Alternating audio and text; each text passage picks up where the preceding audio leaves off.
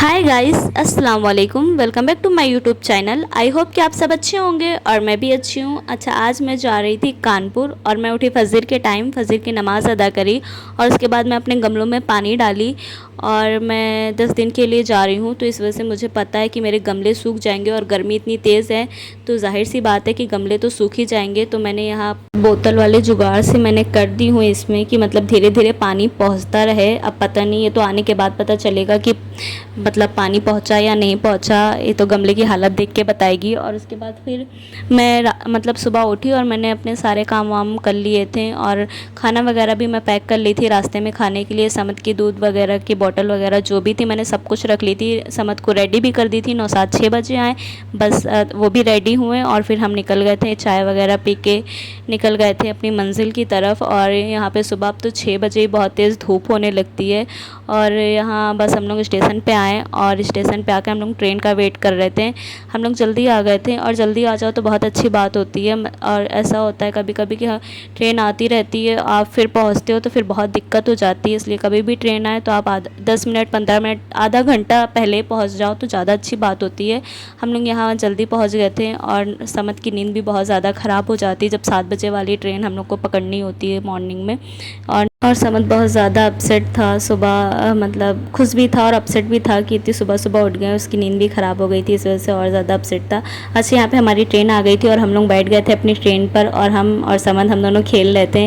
वो मेरे बैग का चैन खोल रहा था और मैं उसका हाथ पकड़ रही थी बार बार। तो बस हम लोग यहाँ खेल रहे थे, वो बेचारा चुपचाप बैठा हुआ है, मतलब उसे कुछ समझ भी नहीं आ रहा है। खेले कूदे हंसे। अच्छा, फिर वहाँ ट्रेन की सफ़र हम लोगों ने पूरी करी और उसके बाद फिर हम लोग घर पहुँच गए थे कानपुर। और कानपुर आते हैं इतनी तेज़ धूप थी, 11 बजे इतनी ज़्यादा तेज़ धूप थी कि गर्मी से बुरा हाल था लोगों का। मैं समद को अच्छे से कवर कर ली ताकि उसे गर्मी या लू वगैरह ना लगे। आते हमने घर की साफ़ सफाई करी, मतलब आते डायरेक्ट घर की साफ़ सफाई नहीं करी, हम लोगों ने बात करी अपने बड़ों से और उसके बाद फिर हम लोगों ने नाश्ता पानी किया। उसके बाद मैं अपने घर की सफाई वगैरह करी और फिर नहा धोकर मैंने ज़ोहर की नमाज़ अदा करी।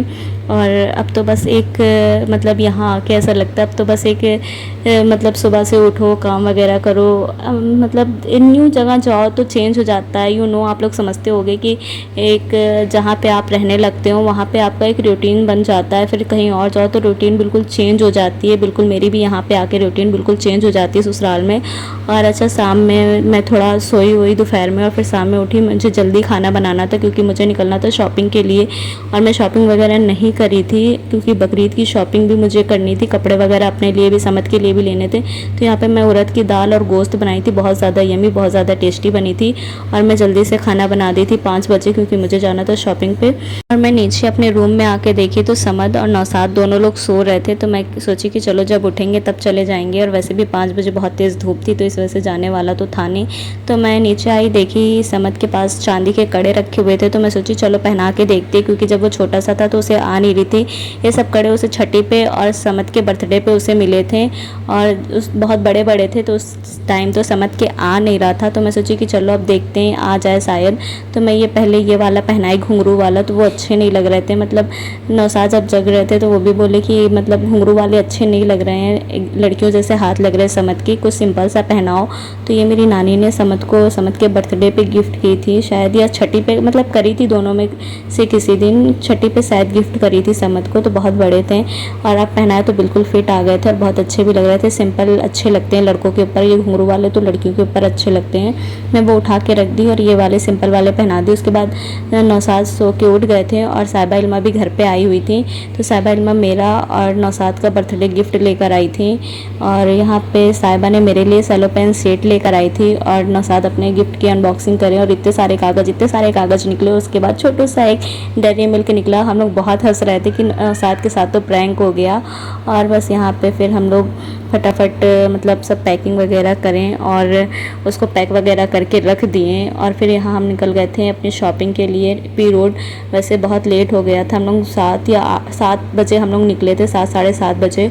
और यहाँ पे आधी मार्केट तो बंद हो गई थी तो एक शॉप से हम लोगों ने अपने लिए, मतलब हमने अपने लिए फ़्रॉक ली क्योंकि मुझे फ़्रॉक लेनी थी तो मैंने फ़्रॉक ले ली थी बकरीद में पहनने के लिए। और यहाँ पे फिर हम एक शॉप खुली थी तो वहाँ से हमने समद के लिए भी कपड़े ले लिए 2-3 मतलब गर्मी में पहनने के लिए। और फिर 9 बज गया था शॉपिंग करते करते। फिर हम लोगों को भूख बहुत तेज़ लग गई थी, तो हमने रास्ते में डोसा खाया और आते हमने देखा घर पे सब कोई सो गए थे। तो हमें नौशाद का बर्थडे सेलिब्रेट करना था और मैं थोड़ा बहुत सरप्राइज़ प्लान करी थी, पहले से नहीं करी थी, बस मैं सोची कि चलो कर लेते हैं। छोटा सा डेकोरेशन में करी और बस छोटा सा एक केक ले आई थी रास्ते से, तो हमने वही कट कर लिया। और नौशाद मुझसे ज़बरदस्ती कह रहे थे कि आओ साथ में करते हैं कट। तो फिर यहाँ पे नौशाद का बर्थडे वगैरह सेलिब्रेट करी मैं, और मैं गिफ्ट वगैरह नहीं दी, मुझसे यही छोटा सा सरप्राइज़ हो पाया, तो मैंने उनके लिए सरप्राइज़ ही कर दिया ये। और नौशाद बहुत ज़्यादा खुश थे। और मैं समद को कभी भी केक वगैरह नहीं खिलाती हूँ, पर समद को यही सब अच्छा लगता है, केक, कोल्ड ड्रिंक, आइसक्रीम। तो मैं केक पे हस्बैंड एंड पापा लिखवा ली थी। और मिलते हैं नेक्स्ट वीडियो के साथ, तब तक के लिए बाय, अल्लाह हाफिज़।